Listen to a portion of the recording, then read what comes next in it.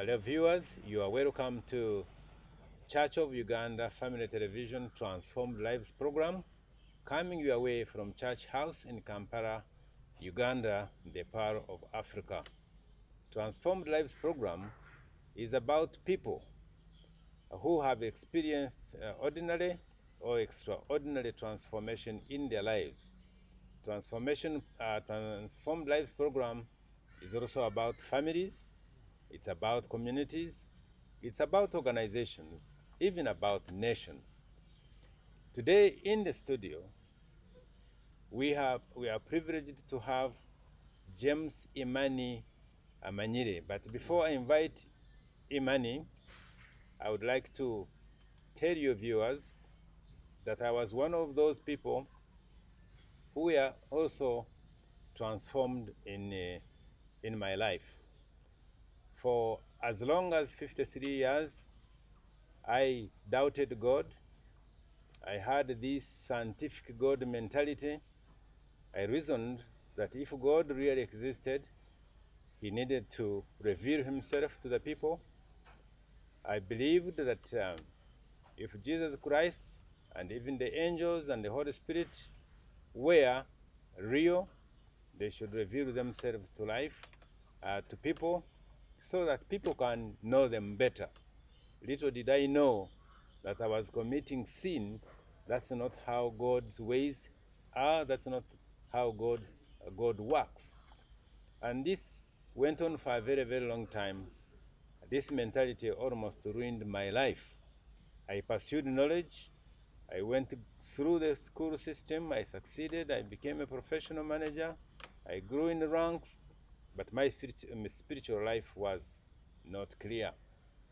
I pursued so many ways, and they almost ruined my life. But one day, it was on Tuesday, the 6th of July, 1999, at 6:43 p.m., alone in my office. I was executive director of Uganda Export Promotion Board on Ginger Road. On that day, at that hour, a miracle happened. The Lord of the universe revealed his nature and his life to me, and my life was totally transformed. But today is not my day, but I have written a storybook called The Hour of Reckoning. It's available in the bookshops. You can go and get yourself a copy. Or you can invite me to your community, you can invite me to your church or your fellowship. I will share my story. Today it is the story of James Imani Amanyire. You're most welcome to Transform Lives program. I'm very glad to be here. I'm honored. Tell us your story. Right? Let's start from the beginning, where life began. Okay. Your background, your parents, the school system, and then we continue to the end. Okay. In brief, I'll reintroduce myself. I'm James Imani Amanyire, a Ugandan by tribe. Mtoro. My dad is Mtoro. My mom is from Rwanda. And I'm Kenyan born. So I was born in Kenya. I've studied my primary education in Kenya. So unajua Kiswahili? Naelewa Kiswahili vizuri sana. Oh, pongezi. Yeah, pongezi. Actually at home we speak even Swahili. Yes. Okay. I was born into a Seventh-day Adventist family. Wow. Yes, and the family was, I can say, God-fearing, very strict in nature. Yes. And I've even, Kenya is more strict in the Seventh-day Adventist religion. Yes, I know it is dominant there. Yes, I even took part in the Pathfinders. Those look like scouts. Yes. So we're really strict there. That time, by the time I was born there, that's where my mom and my dad met. And my dad, by that time, chose to do the teaching career. What level? He was, I do not know, but he was teaching the international schools. Yes. He was even the headmaster. But I think when he was in Uganda, he was in some different field. Yes. He was in a different field. That was just in Kenya. Okay. Yeah, because of English and... yes. Yeah. And Ugandans are highly valued there in English. That's true. Yeah. So my dad was a sought-after teacher on demand. So he often changed schools because he was getting better packages. And now as a result, I always had to move with him. I was the firstborn of my dad and my mom. Yes. So I believe everywhere he went, I had to follow. That was good, but again, it played a negative role in a way because I would not stay in school for long. It would be one term, I shift to another school. I've gone in so many schools, I believe 20 plus in primary alone. And basically what happens is that I faced a problem academically because in the syllabus, you'd find you've reached this level. Then the next time they take you to another school, either they are behind or ahead. Oh, ahead. Yeah, but most times they were ahead. Yes. Because I was getting to better and better schools. So my challenge was shifting schools, catching up. But one or another, I would try my best. And as I speak my story, I hope people relate to this, both children and parents, because I believe all these things are going to give an answer as we move ahead. So my first problem was changing schools. Secondly, each school I went to was a better school. So I would end up in schools which are much richer. I reached a level where even kids would drive at 16. And you study with children of ministers and all that. Yes. The school I was in at the end of it was Kilimani Junior Academy. That was in Karen, that side of Karen. Karen is for rich people, yes. So I was exposed to very many rich kids.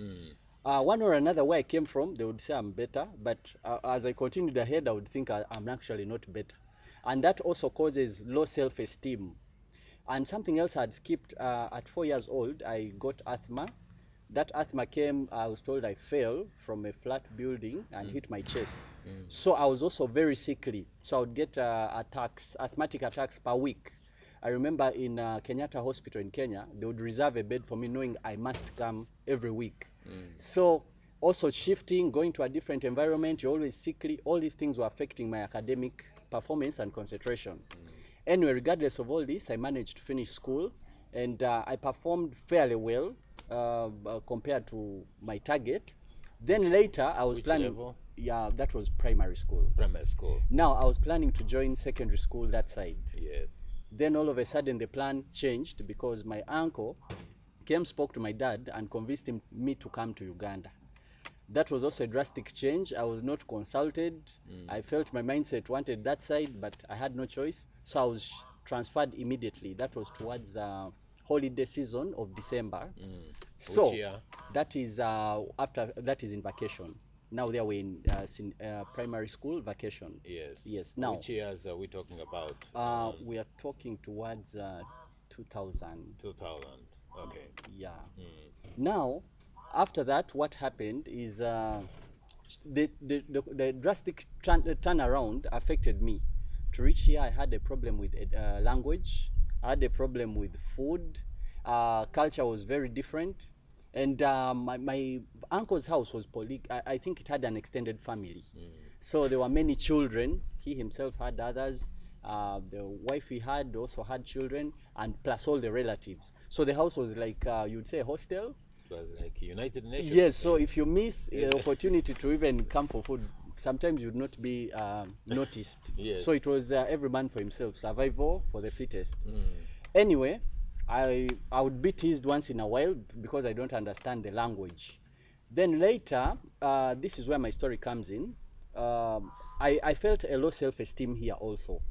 But I bonded with some cousin brother of mine who also felt like life wasn't so fair to him, plus another cousin sister of ours who had lost both parents.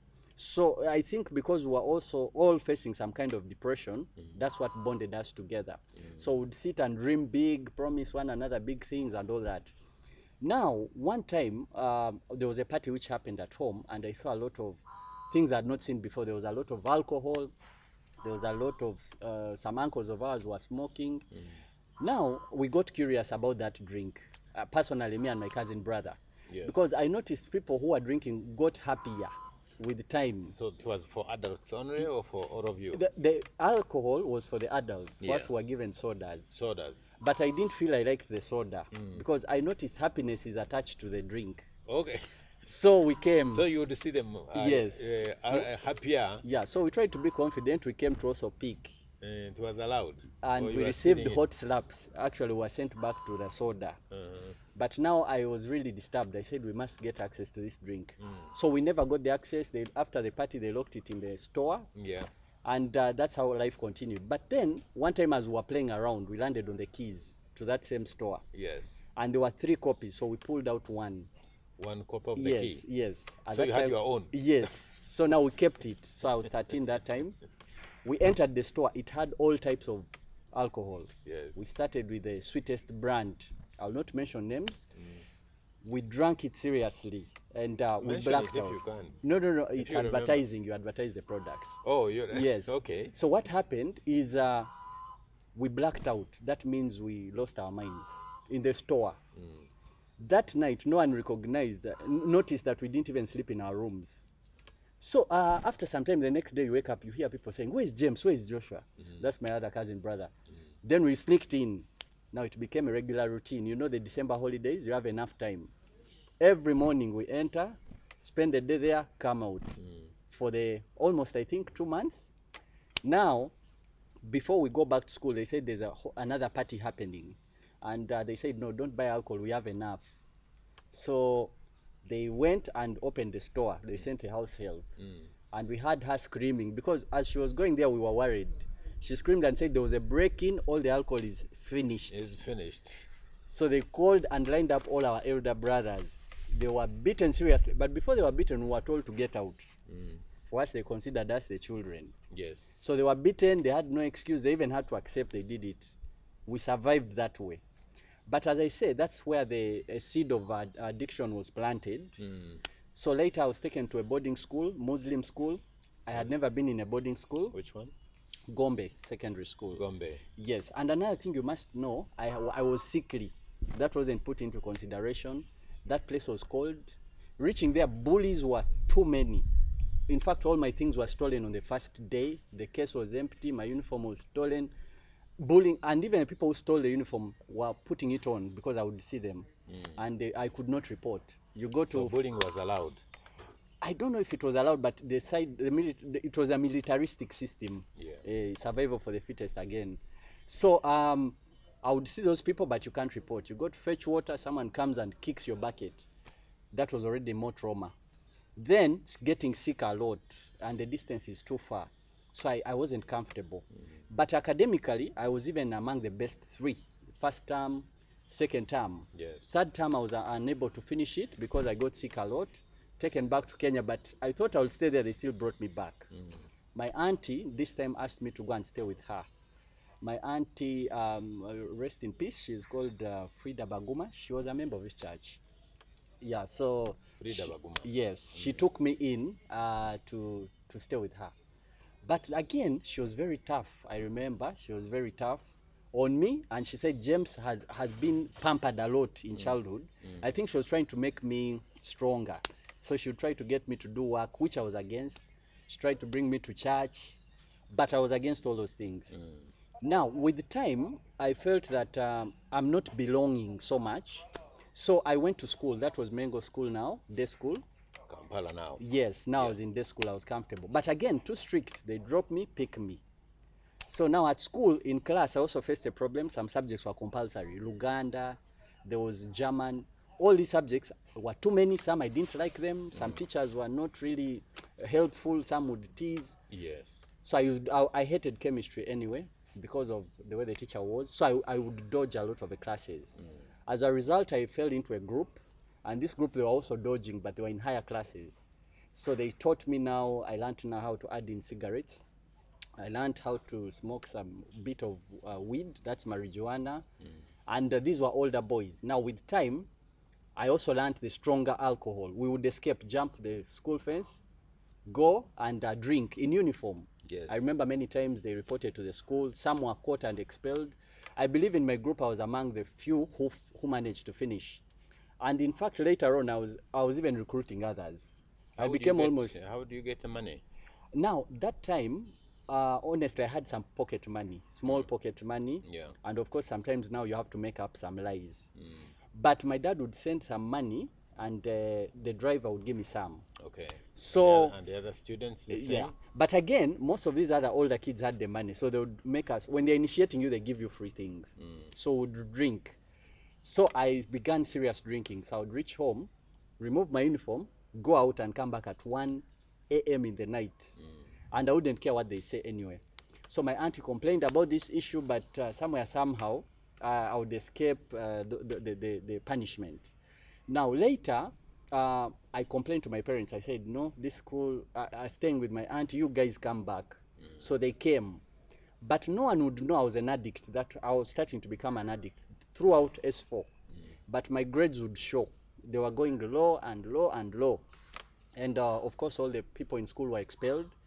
Then after S4, the school didn't allow me back because at school I had a bad reputation.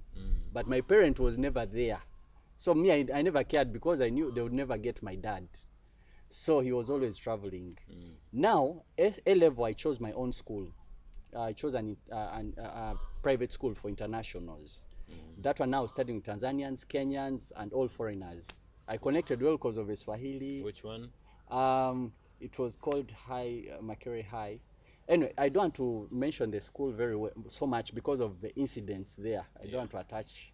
So, Okay. yeah, so there we were not in school. The first time I stepped in school was 2 weeks to the UNEB. So we'd be in the hostel playing music and having alcohol. In fact, we were so popular that every kid who ran away from their school, wherever they were, they would come to our hostel. St. Lawrence and all those schools. So we became popular. I was also a good dancer since high school. So I was on demand in different schools. So I would go dancing even in girls' schools, would go to Gayaza, everywhere. Yes. So now girls would even also escape their schools to come to our hostel to meet me. And now I would initiate others. Some people would pay membership to join my group. Someone says, I'm giving you money, I want to join your group to learn how to drink. Yes. Yes, I remember. So your objective was to drink? To drink and to use all those things. Yes. Yeah, and to dance, because we always had the connections in clubs. We had the tickets. I didn't used to pay in clubs. You just go there, and if I recommend you, just enter. We called them complimentaries. Yes. I've been in most of the clubs. I think by the time I got born again, some have shut down, but by that time, all the clubs, they knew me, the bouncers, the musicians. Some of these people I drank with are actually top celebrities in the country. Some died as a result of the habit, and I don't want to mention their names. So, No, you don't have to. Yes. Yes, but you can mention their sins. Their sins, we were drinking Like together. drinking, yeah. Some of these celebrities, the clues I can give you is that they died as a result of mysterious circumstances, but to do with drugs. Yes. Others, their careers and all these things died because of violence and killing others. Anyway, it's all drug related. How about this trending thing called LGBTQ? Now, Was those that ones, one of the sins? those ones came in later. Much later. Later. Yeah. Because when you're in a bad habit, you always have, bad habits always meet. Yes. So now my problem started after S6. There I had enough time. I started clubbing Monday to Monday. Then after there, I remember now I did software engineering by profession. I joined Uptake. Uptake. Yeah, so there I would study 2 hours, then I have enough time to do whatever I want. Can you discover what is Uptake, where it Uptake is a computer school, Yeah. and it's at Conrad Plaza, but it's you study by correspondence. By virtually? Yes, even the all exams are online. Yeah. I did some in India and some in the US. In the US. Yes. Yeah. So anyway, after that, I had enough time. So there it was clubbing, meeting musicians. But I would like people to know addiction has 3 phases. There's the one which you have fun. That is the one I'm telling you about. But it reaches a time you start facing some negative effects. I think after at university level is when I started facing the negative effects. You'd wake up, all the money is finished, the phone is Which stolen. university did you go to? That is the Uptake. Oh, you have a university? Yes, it's a university thing. Okay, it has all levels, certificate, All diploma, levels are there. University. Yes. Or online. Yes. Yeah. But our lecturers were physical. They were Indians. You go to class. Indian. Yes. Yeah. So after that, I'm trying to connect. After that, you start facing the side effects. You wake up probably, last time you fought, you'd fight and you find your whole mouth is like this. The other time, I even survived being stabbed at that stage. You meet gangs. Remember, I was a dancer, so when you outshine, sometimes you meet the gangs outside. With time, I even started writing music and singing. So there was a lot of rough lifestyle. Yes. Then later on, after finishing school, my parents now start to realize, because that's when you are always at home. They started, but James, why doesn't he get some work to do and everything? I realized at home these people are becoming stressed. I ran away. I went to Machindi. There's a friend of mine who had a big house, and his mom was also not in the country. So every spoiled kid would meet there. Smoking was Became allowed. the best. Yes. Yeah. We would even get cars. We go to clubs. We survived so many dangerous accidents. Now, with the time, the addiction thing now real caught up. When addiction comes in, you start to face it personally. So I started now drinking even smaller brands. When you have money, you drink an expensive drink. When you don't have money, you take a cheapest. Uganda Waraji would be in all ghettos. Now, police also starts coming in. They arrest you. Today you've been in Old Kampala. The other time you've been in CPS and all that. Now, there people are still thinking, James can handle. But slowly I was noticing I'm starting to go off. For example, one time I was seated on a counter. Then people saw me falling back with a stool. In slow motion, hit my head and went into coma. Everyone ran away. They said, this guy is dead because the eyes showed only white. Then after some time, they pleaded with some lady there to give me urine. Urine? Yeah, in the addiction world, urine helps to help people come back. Okay. So if you're a man, they give you the urine of a female. If you're a female, they give you the urine of a man. So they had to plead with that corporate lady to donate urine. And she was paid? No, she was my friend actually. Oh, she was your friend? Yes, but these corporate people, yes. So they bought her beer. The more she drinks, she puts in the glass. They give me. You drank it? Yeah, they said I had to take 5 glasses to come back to senses. Yeah. How I knew about this is the next day. When they come back and people say, James, welcome back. Yesterday you almost died. If it wasn't for 5 glasses of urine, I almost killed that person who told me. I told them, how foolish can you be to give me urine? Yeah. Now, those were part of the incidences. With time, the next day you come and tell you, welcome back. They show you your video. You are actually dancing naked. Yes. Remember, I was a dancer, but now you dance strip naked and people are recording, people are cheering. All those things you say, oh my God. So it means whenever I was using substances, the brain, now it switches.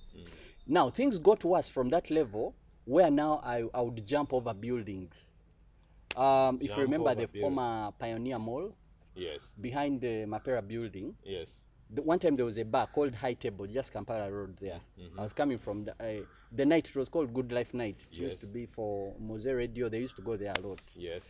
So, since they were my friends, I would go there. Then I was leaving that place, going down to the old park because they had told me the bar is closed. I would drink 24 hours. Yes. So I was going down to Old Park. There was another bar called, I think it was called Indigo. Hopefully I remember that. So I was going there, but I realized that place is too far. I jumped in the mall from this side of Mapera building. It was around 4 a.m. Jumping inside, I almost broke my body. But then the askari started hitting me. So you wanted a shortcut, sort of? To me, I saw that was a shorter route. Yeah. To jump over? Yes. So the askari started hitting me with the guns and they wanted to shoot until one of them said, this guy looks like a young kid. So I was saved there. They called the police patrol. It took me to CPS. There I slept one night. Then the next time... So you were believing that you can achieve that feat? Yes. By jumping over the building? Yes. And reaching where you are going? Yes. You were believing it in your soul? You get in your spirit, hallucination. Hallucination? Yes. Okay. You believe you can do... Once you use these substances, yes, you believe you can do anything. I used to drink. It's part of the enjoyment yes. of the thing. Drinking reaches a time it's not enough. You start smoking. You start using weed. There was also an Indian substance called Kuba or Mirage. Yes. You'd put in the mouth. I was also using. Now, the difference with me compared to other addicts, I was using all of them. Yeah. Each addict had a special thing they were using. Someone would say, me, I use weed. That thing I can't handle. But I was using all. Yes. So, and this time I'd initiated, I was using with my other brother. So we were always together. I remember many times I survived mob justice. Yes. That was about 10 times. One was at Deuces, that was around heading to Kabalagala there. They realized I had some money, and these people wanted to steal it from me. So the bouncers, there's a way they collaborate. Then they said, this guy is a thief. So they took me outside. So they were trying to steal everything. Then people came. It was around 7 a.m. Yes. Now, in order to confuse these people, they said, this guy is a thief. So these people didn't want to hear my story. Everyone just gets a stick, another one gets a metal, stones. I was hit badly. Then they were getting this, they went for fuel from a petrol station to put in my ears and burn me. Something briefly, I would like to say, as I was a child, I used to hear God. So in these instances is where I would pray. When I was in Mob Justice, I said, God, if you save me this time, I will praise you forever. Yeah. All of a sudden, I saw a police patrol. It came, took me, and I was put in Kabalagala police station. This is where I was telling you where sodomy and all those things come in. When I was in the jail, it was on a Sunday. Yeah. I found they were sodomizing some other people In the jail. in the jail. Yeah. And I was the next in line. So they had actually stripped me. The same inmates. Yes. Yeah. And that day it was so packed because they bring all addicts from all sides. Yeah. So I was put in a small room. I was naked, and they were going to do it in groups. Yeah. Because one person, then the other. And you are not sober. And I was still struggling to be sober. You are. Yes. Okay. Now, that's when I said a second prayer. I said, God, where you saved me from is now this is worse than the other.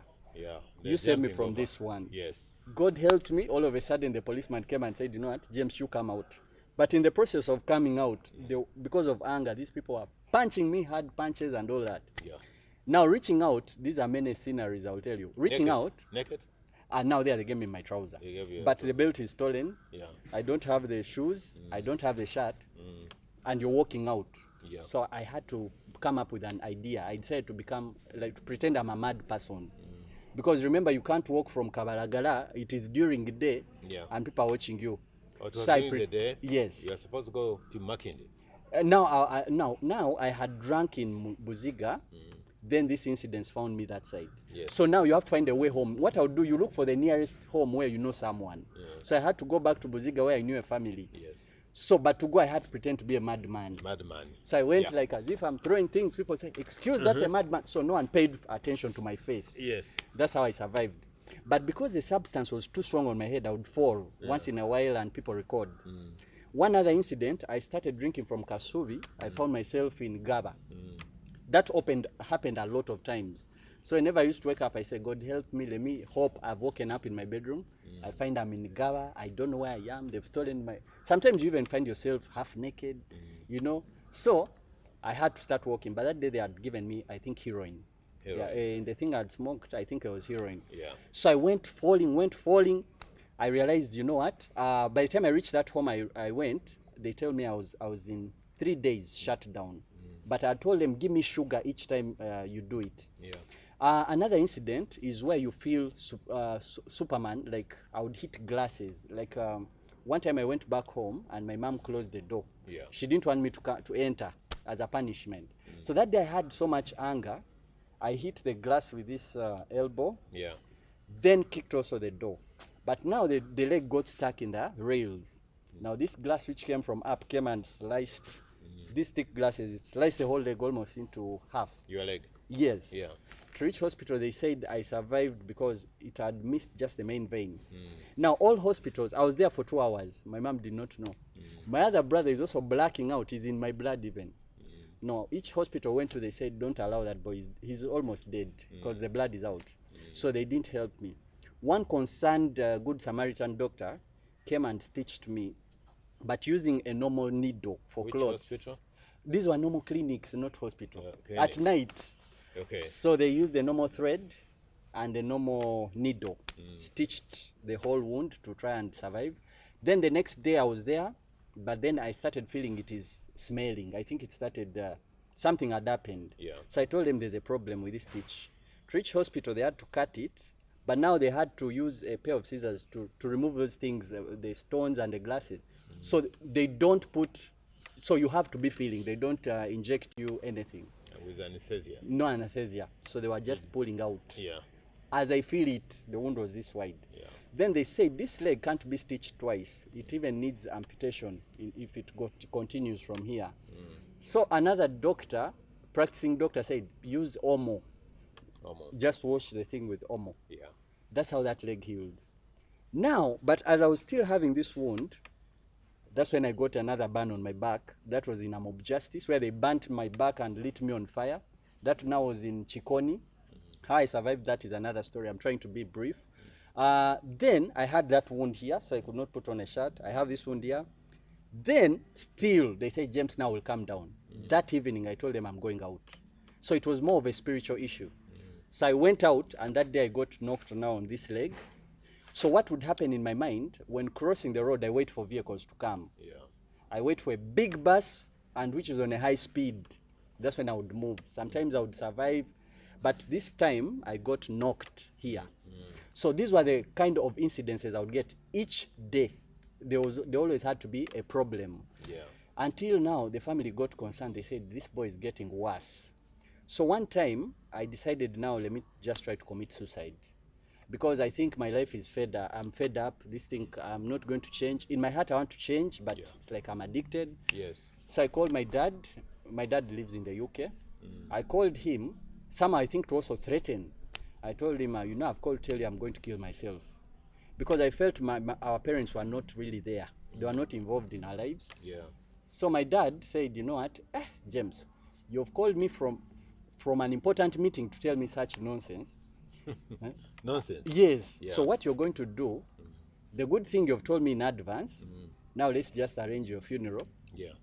When are you planning to die? I told him I was planning to die today by around 4 p.m. Yes. But the way you've talked, let me make it earlier. By 2 p.m., I will not be in this world. He said, okay, James, see you. Wish you the best. Yeah. But I don't think we shall meet again because now your destination is well known. Hell.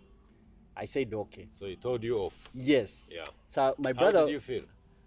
I felt terrible. So I knew I had to do something so that he feels it. So so I had to persuade my brother to join me in the act of suicide. Yeah. I told him, have you heard how my dad has talked? He said, yeah. I told him, should we kill ourselves? He said, yeah. So I got the bottles, crushed them, put in the drink, gave him. As we're about to drink. You gave your brother? Yes. Yeah. As we're about to drink, I saw some people on the door. Yeah. So my dad immediately had alerted some, I think, security officers or police or something. Yes, yes. It was a delay thing, but it was on the mouth.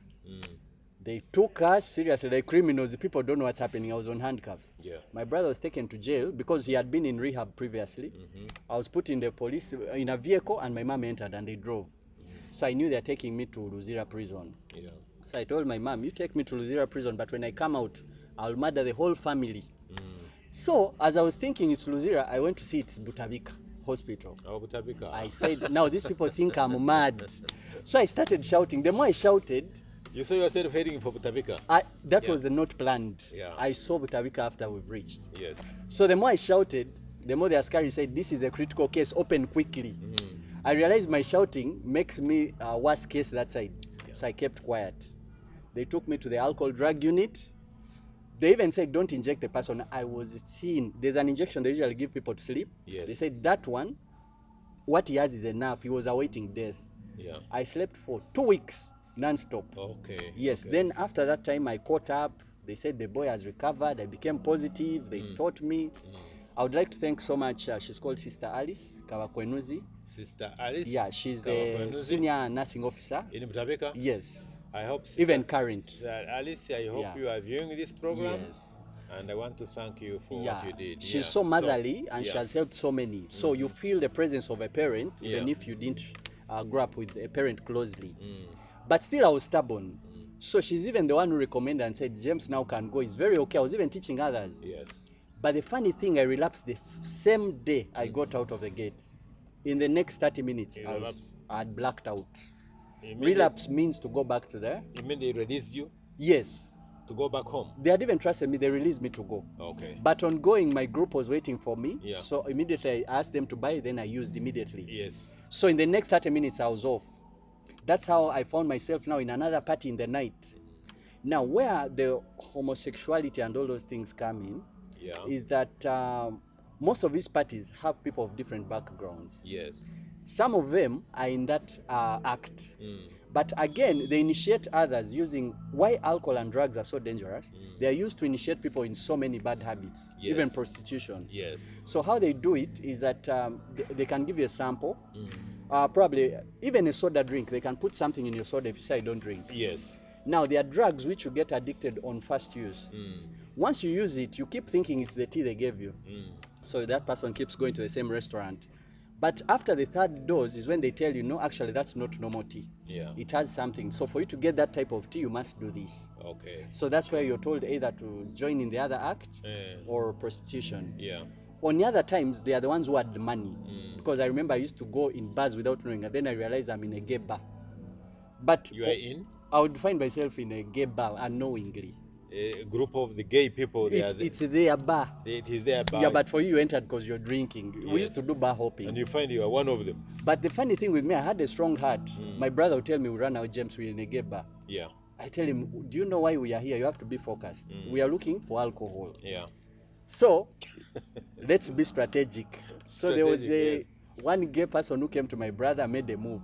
I think he was a gay female. He behaves like a gay female. Yes. My brother wanted to run out. I told him, now, you change position. You come this side. Yeah. Let me sit here. Yeah. So I'll tell the guy, you have nice hair. Yeah. Each time I talk, we get more drinks. Yes. But in the process, Okay. I was also getting drunk. Yeah. So later, as we were about to black out, they were taking us. We woke up in the middle. My brother said, we are busy being taken. That's how we survived the first incidents.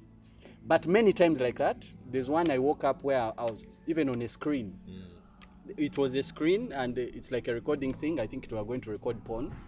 And I was naked, and this person is about to sodomize me. Sodomize you. Yes, Yeah. because I was black. But he picked me. Yeah. These things happened. He had dealt with a bar. So those bouncers, what they do, when you're an addict, they keep you to sell you as to those people when they come in the morning. Yes, as their product. Yes. So for me, as I black out, these people keep me as a treasure. Yes. Then they sell me off. Yeah, okay. But what helped me is my head was so strong because of hard usage. Yes. So I was always I was always somehow understanding. So that thing failed. Yeah. But it has happened several times. And not only gay side, it has happened also sometimes these old women where you go to drink waraji, they set you up and they want to sleep with you. Yes. So we've survived so many things. I may not be able to say some others, but it reached a time, I want you to imagine this story. It's an embarrassing story, but I want to show you the level where drugs can. Yeah, go ahead. One time we had a party, my cousin brother organized it. It had all celebrities, so many important people also, but celebrities. So everyone was drinking. Yeah. I was made the DJ, but I was the youngest. Yeah. Now, as I was there, I started talking to one of the females there. She was a celebrity. She had liked me. A celebrity. Yes. Yeah. But as I was talking with her, I was also drinking highly. Yes. So people, even coupling happens. Yeah. So I told them, what, let me go to the toilet. I'm coming back. So I went to the toilet. Now, these are the stories I'm telling you, what I was told after. Yeah. When I went to the toilet, I didn't come back. I blacked out. But before blacking out, I had removed, I don't know what made me remove all the clothes. Yeah. Hanged them. Then where I was supposed to go for the long call, I didn't go there. I went to the part of the shower. The shower. And that's why I did the long call and I blacked next to it. Now, people You blacked out. Yeah. Yeah. That naked. means shutting down. Yes. Yeah. Now, remember, it is one room and everyone is drinking. So they want to use, the access is one toilet. Yes. So people said, what's happening? The one inside is not finishing. Yes. So they broke it. To break, they found me in that scenario. And imagine people have smartphones and all those things. My cousin brother said, you embarrassed us. Now, in the morning, I was not aware what happened. Yes. So I was working with my cousin brother in a family morning, office. where were you? You were taken home. I went back to work. I would finish at 5 and I go to work in the morning with my cousin brother. But to reach there, but where would you do the washing, the tidying up? I would go quickly. Sometimes if I'm caught briefly, maybe in the hotel where we are, anywhere, you wash up quickly and you go. I wouldn't care about the smell, you just get anything. So reaching there, I greet my cousin brother, good morning. How I would know I did something bad in the night is how people would react. I say good morning and this person just jeers. I said, it seems I did a bad thing. Everyone I greeted didn't respond. That's when I was told that story. I said, oh my God. Yeah. Meanwhile, these are things you're doing before people will respect you. Yeah. Remember, you're educated, you're working in a big position, but again, you're doing things which are causing you to be disrespected. That's how I lost some opportunities. I would actually resign myself. All the jobs I resigned because I felt like I don't fit in. Started going in real deep communities where you drink with these guys who have no teeth. They're even the ones who bring you during the day. Yeah. Everyone got tired of me. My family got tired. They sat as a family, said, let's write something and throw James in Chigo prison for life. However much we love him, it's better he doesn't spoil the family image. Before that, my auntie said, let's try herbals. There's a man we know who has herbals. Yes. Every person must recover. Yes. But the only problem, he says, the ones who don't recover must die as addicts. So we're taken there with some other brother of hers, who were given medicine. You use the same substances. If you use Kuba, they give it to you. They buy for you all your products, but they mix that medicine. We used it, but on coming out, I started again. Yeah. My auntie got tired. That man said that boy was born to die that way. I even know some church people who said, you know, some people are born for a purpose. That boy's purpose could have been to show the danger of drugs to others. Yes. So everyone signed out. So they got a police officer and all that. I was put in jail. They came. The next day I was being taken to Chigo prison. Chigo. Unknowingly. So your name is in Chigo prison? I had not reached.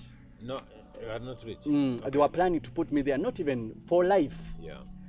Now my brother, we had quarreled previously, but when he knew I'm being taken for good, he came and tipped me in the night. He told me, James, you are a master, you've escaped many problems, but this one there's no you're coming out. Yes. Tomorrow at 6 you're taking you. I told him, okay, just get me some few tablets. You know, I know how to combine things to cause effects. Yes. So I told him, get me this tot pack and get me some few tablets. Then I told him I'll be outside by 11 p.m.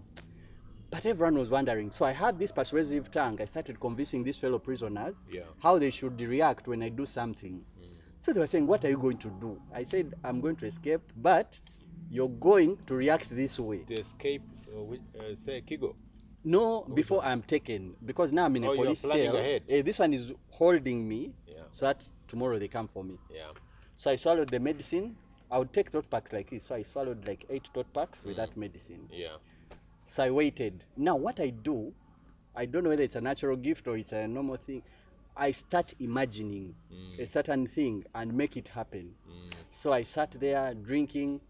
Then all of a sudden, I started bringing foam from the nose, from the ears, everywhere. They said, the policeman said, the boy is dying. Even the prisoners I forgot, I told them it's a plan. They thought it's real. They started, get this boy out. I even got seizures. The policeman who was there was born again. I remember before this thing happened, he started preaching to me, telling me, you boy, you have to change, there's something on you. But this time you have to go to prison. Yes. He's the one who looked at me and then said, called my mother and said, come for your boy, this boy won't die in the cell.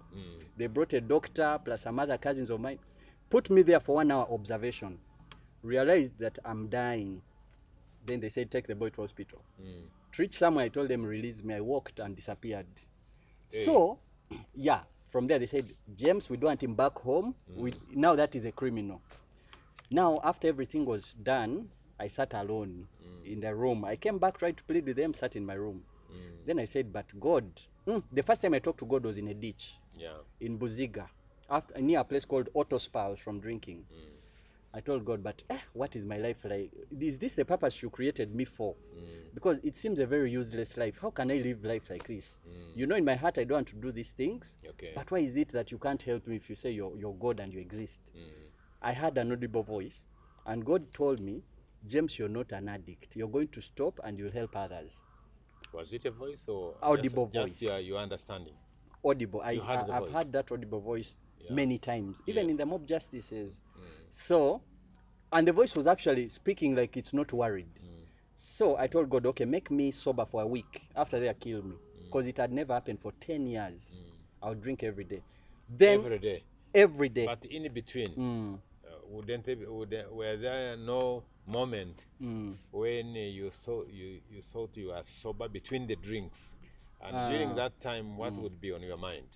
On my mind, I always had good plans. In between. Because the funny thing, some of the plans I had then are the same plans I have now. So the plans were good.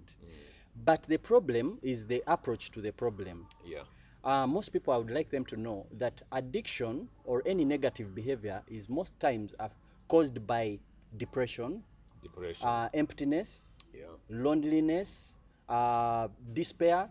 So one thing you have to know, all bad habits are different expressions probably to the same problems. How did you feel when you thought you were depressed? Just give us a kind of understanding.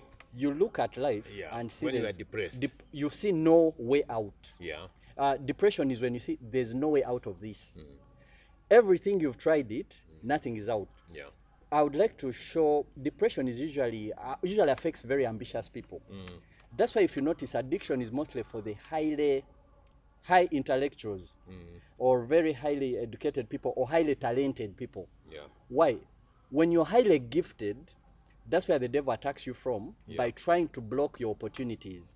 Now, if you say, let's say some people are in S5, but they have big dreams. I think that you're analyzing now from the knowledge you have. Yes, personally. But I'm asking you, when you felt you were depressed, I want you to describe how you felt, it felt when in you're your depressed. soul, in your body and soul and mind.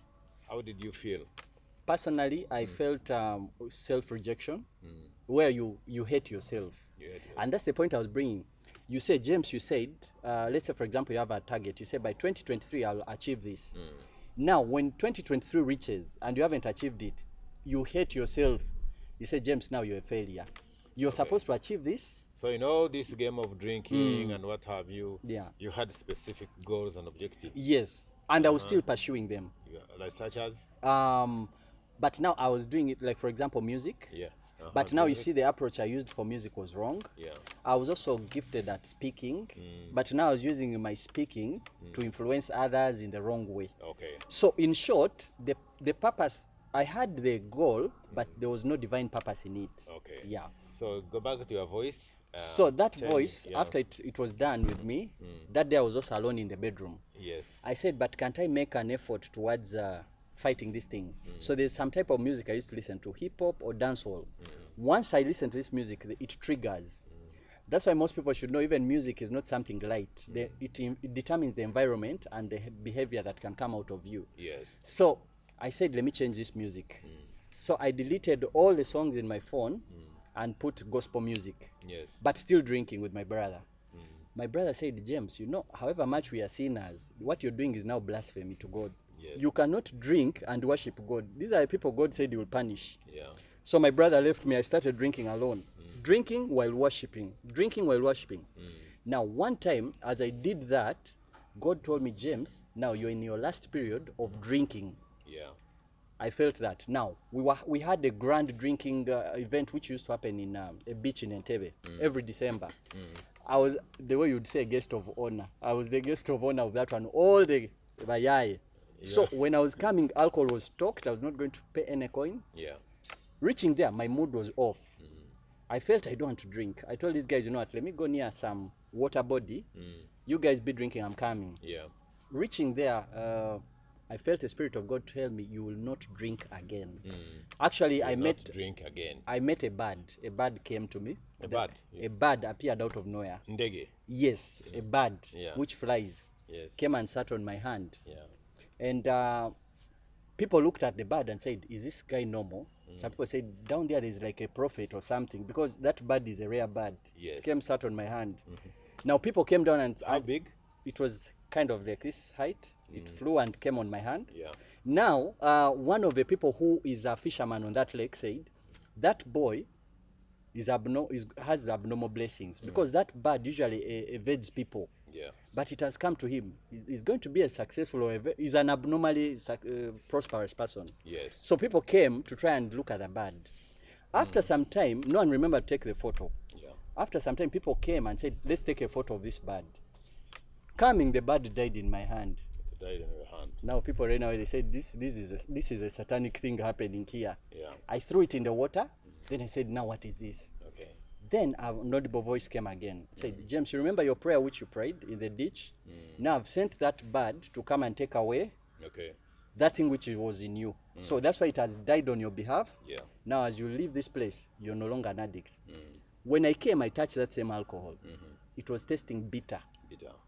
When the same event at the beach? Yes. I told them this alcohol, this side is expired. We tried different brands, went to other shops.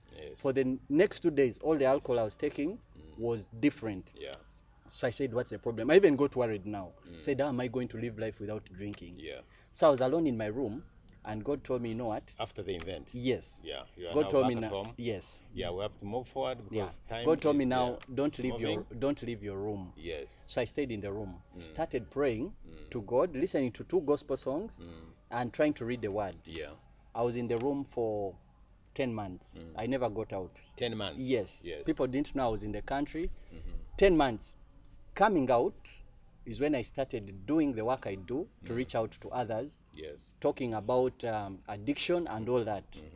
Now, everyone was wondering how this change came, Yes. but I felt I met the Holy Spirit Yeah. one-on-one. In your room. Yes, So that you would call that your turning point. my turning point. You started taking a different direction. Yes, I even At- started learning the Bible in the Yes. room. Okay. The verses I speak are off-head, and that was in the bedroom.